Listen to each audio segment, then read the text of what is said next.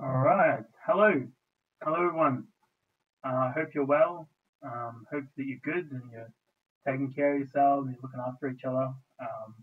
Obviously, this is a bit of unusual circumstance for you to be learning at home, but I think you should see it as an opportunity to really, I guess, prepare yourself for what university and things like that are going to be like. Because the future of education will be online. It's a matter of when. So, um, we had just basically finished a topic at the end of last term, um, and I think I'm considering maybe adding one or two things onto it. But I think the best thing to do is because you had a little bit of time off, as a nice, easy, easy win to the new term and the remote learning. I figured that I'd probably go over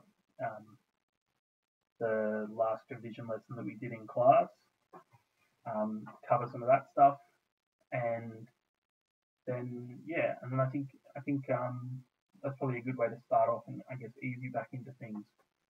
I will be organising a test or some form of assessment. I'm looking into some options for how that's going to work. So, all right.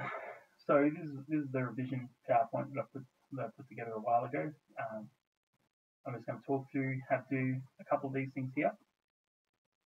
What I would like you to do is if you have or you think that you're capable of doing this question that's on the screen now, I would encourage you to pause the video, fill in the answers, and then you can check them when I go through. So I'm going to show you how to do a couple, and then I'm just going to fill in the rest of the answers here. I've also got my camera here, so I can write things down on paper. You can see my working out. Okay, so let's do that. So the first one. So definitely pause it if you want to give this a go. First one, we have a half and fraction form. So we have 1/2.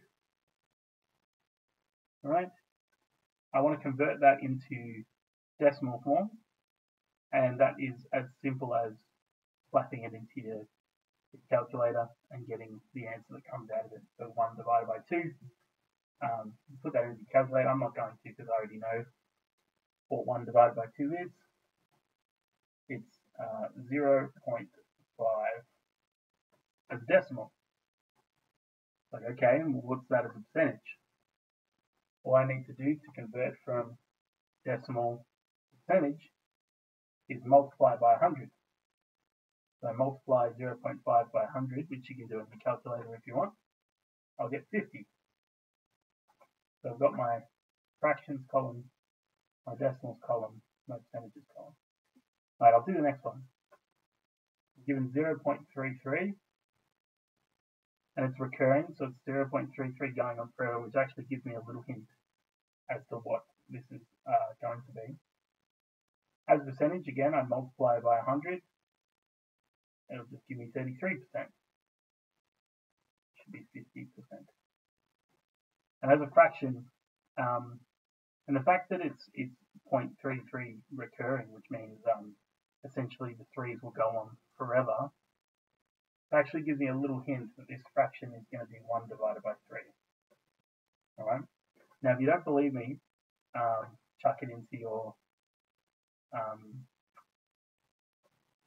calculator now, and you will see that you'll get 0.33333333. If you're interested in, I guess, doing this properly, I can convert from my percentage to my fraction by doing 33 divided by 100, which is the total percent. And then I guess simplifying that down in your calculator, you will end up getting 1/3, or close to. It won't be exactly 1/3, and that's why it's got this recurring decimal going through it. The next one, we have 10%. 10%. You should be starting to see a pattern with this percentage column. All it is the decimal column is 0 point, and then whatever that percentage is, or I can just divide it by 100. There's another way to do it. Cool. I want to make that a fraction. It's 10 out of 100%, which is the total amount of percent. That gives me 1/10 when I simplify that down. because 10 goes into both 100 and 10, so I can simplify that right down to 1/10. Next one, 30%, 0.30. And as a fraction, it's going to be 30 over 100, which is very similar to the one above. It's going to be 3/10 when I simplify that down. Cool? 1/4. If you put 1 divided by 4 into your calculator, you'll get 0.25, which means 25%. I'm just going to check and make sure my book is still in shot. It is good. Then I'm going to do the last one, 0.2, 0.20, which is 20%. If I want to make that a fraction, it's just 20 divided by 100, which is 1/5. That's my first thing. So if you gave that a shot, hopefully you can check those answers and see if you did okay. Next one. Again, feel free to pause the video and answer the questions as you see fit. I'm just going to slide this book over. And hopefully that's still in frame. I'm a bit new to using this camera. Alright. So I'm filling in blank equations here. I just need to have a percentage of something or something. This is a good question. It's something that will come up on your tests. Something percent of something equals 20. And this could be a bit of a daunting question because I guess you have too much choice. So I would recommend to just pick something to fill one of these gaps with. And I would go for the percent, and I would aim for an easy percent to figure out. So the easiest percent to figure out is 100%. So 100% of something equals 20. Well, okay, 100% means the whole thing. So 100% of whatever this is 20. That means the whole thing has to be 20. So saying the whole thing, or the entirety of 20 is 20, which is a bit of a no-brainer when you think about it. Let's pick another easy one. We could do 50% of something equals 20. Yeah, okay. Well, 50% is half. So a half of something is 20. So if a half of something is 20,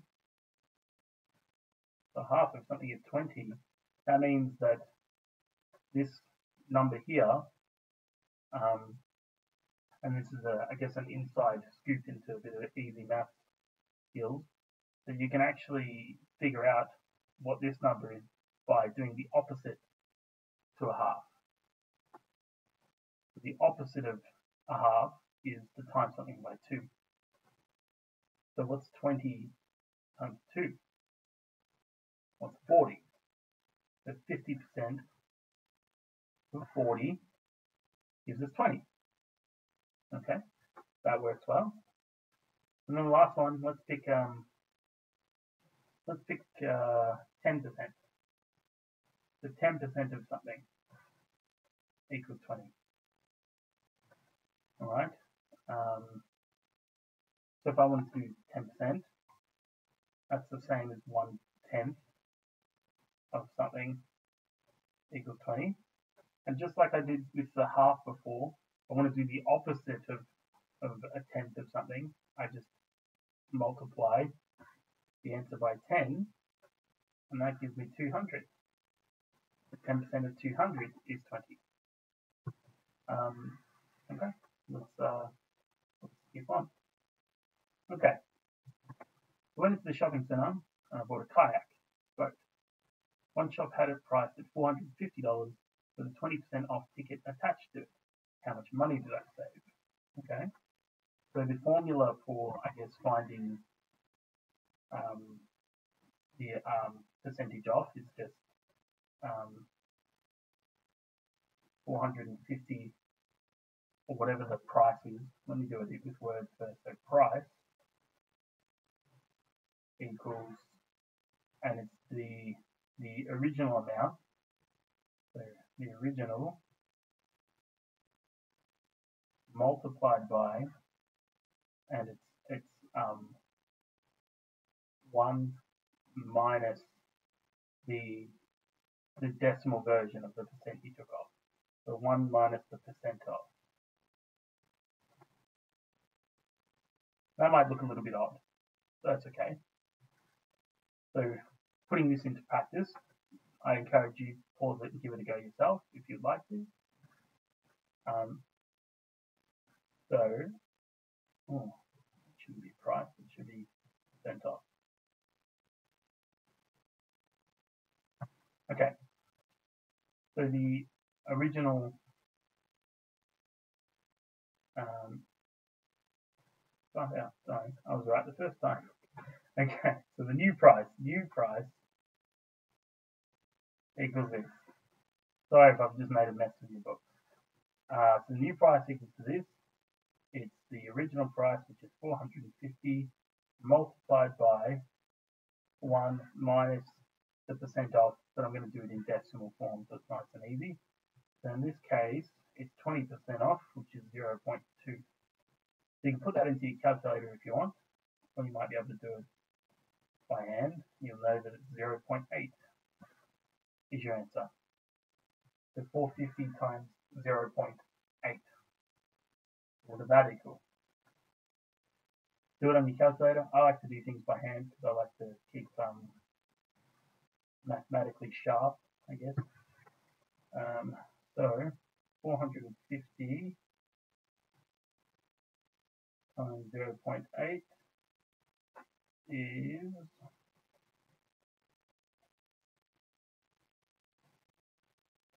$360. Alright, that's the new price. So I sort of answered the second question first, which is an error on my part, I guess. How much did I save is the first question, but I guess we figured out how much was the kayak. The kayak $360. How much did I save though? Well, if I want to figure out how much I saved, it's the original minus the new price.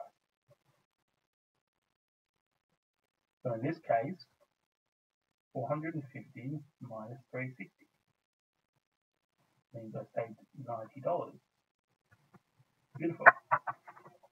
Assuming I'm probably out of shot now. Not quite. Okay. Good. Easy. Let's do another one. So again, try and give this a go.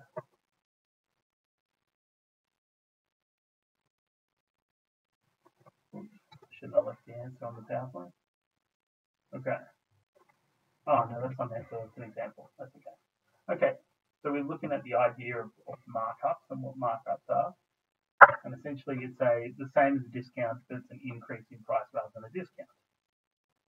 Where you usually see this is if you're running a business that, let's say you sold, I don't know, let's say you sold Easter eggs, and you bought the Easter eggs from your supplier for say $1 each, then so that you can make money and a consistent amount of money, you would mark up the price from what you paid to resell on to people so you make a bit of money. So I guess a 20% markup is kind of like a 20% discount. It's the formula for it is, let me start a new page. The formula for a markup is, so it's the original price or the purchase price multiplied by 1 plus the percentage markup. So 1 plus that percentage, which in this example here is 100, multiplied by 1 plus, if I was adding on 20%, that's 0.20, which means 100 times 1.20, which means 120. Right? So in this example here, let's say you're selling a very, very expensive Easter egg for $100. You want to mark it up 20% to ensure you're making a profit. You have to sell that Easter egg at $120 to ensure that 20% markup. All right. Find the selling price of an item marked up 25% from 50. All right. Well, the original price is 50 times 1 plus 0.25 gives me 50. Sorry, you're gonna learn this term that my handwriting is really bad. I can write on the board, okay, but I can't write in books. I'm so bad at it. 50 times 1.25. So I just got to figure that out. All right. So that's I have to figure out what that is.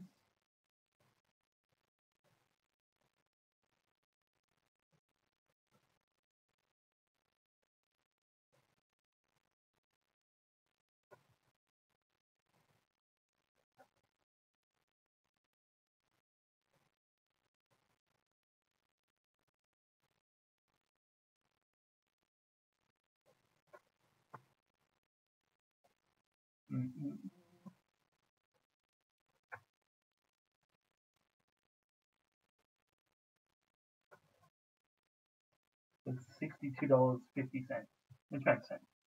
It's 1.25 essentially, plus onto that. All right. So next one. Roll them off. If I went and bought a baguette for $4, let me just make sure it's in shot. I'm going to get a baguette for $4, and then I marked that up by 30% and sold it again. How much should I sell for, and how much money do I make? So baguette is $4 times 1 plus 0.30 is 4 times 1.3, which is 5.2 or $5.20. How much profit was made? That's the amount I sold it for minus the original price. I made $1.20 profit. So I guess that's another way of how markups work.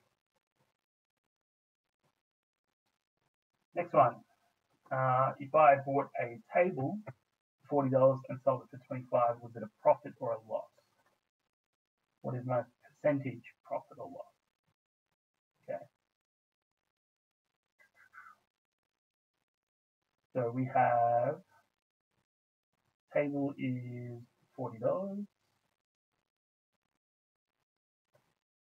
and then we sold it for $25.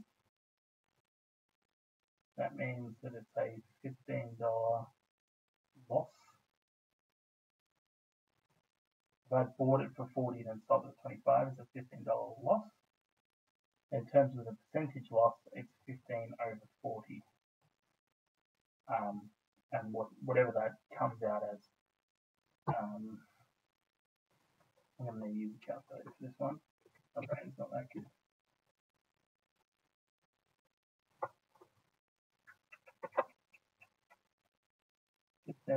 Divided by 40 gives you 375. So it would have been 37.5% loss. All right. Last question.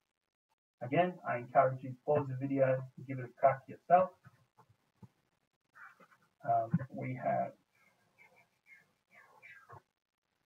I saw a pair of shoes that were 30% off and I bought them. Paid $150. What was the price before the discount? Okay, so in this case, we have the original. We don't know what that was. Times 1 1 plus 0.30. We're told that this equals $150. So the original times 1.30. All right, that's a tough question. Those of you who, I guess, are doing okay algebraically, you might know that to figure out what this original price was, we know the original price was multiplied by 1.30 to give us this answer. We can undo this by dividing both sides by 1.30. And that will give us the original price as, probably too hard for me to do in my head, 150 divided by 1.30. $115.38. That's not right. 30% off. Oops, I've done that wrong. Okay. Let me figure out what I've done here. Pair was 30% off. And I bought them. I paid $150. Oh, right. I did a markup, not a discount. I'm going to not edit this out so you can see that everybody makes mistakes, even people like me that have been doing maths for a long time. Okay, so it's the original times 1 minus 0.30. It's a discount, not a markup, equals 150, which means the original times 0.70 will give me 150. So again, I divide both sides by 0.70. I'm hoping I'm not going out of shot here. So 0.70, and that will give me an answer of 150 divided by 0.7. The original price of the shoes was $214.29. Cool. Just to make sure that works, I'm going to multiply it by 1.30 and hopefully we get about 150.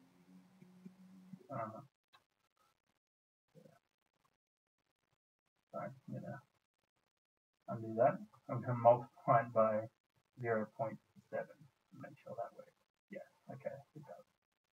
Right, good. So that's where we're at. That was all the revisions that I had. And then after that, originally you were going to play a little board game. It requires 2 players. Social distancing, you probably can't do that. So what I'm going to do is I'm going to give you a sheet to do as well. A little bit of a revision sheet. You work on that. And I'm going to ask you to submit it to me via OneNote. So whether you're 8 blue or 8 gold, because I'm doing the same lessons for both classes, let's just say 8 blue. I'm going to make you, what am I going to do? I'm going to add a tab to each of your pages called submitted work, and then I'm going to check it through there. So I just want you to do the worksheet. You can take a picture of it with your phone, scan it if you use a scanner, or you can just do it on the computer if you want to do that, and then upload it into that section. So I'm going to make that. So you'll have a new tab under your section, which would be whatever your name is. That'll be called home remote learning or something like that. It'll stand out, don't worry, and I'll add the name onto the form that I send you tomorrow. That's it.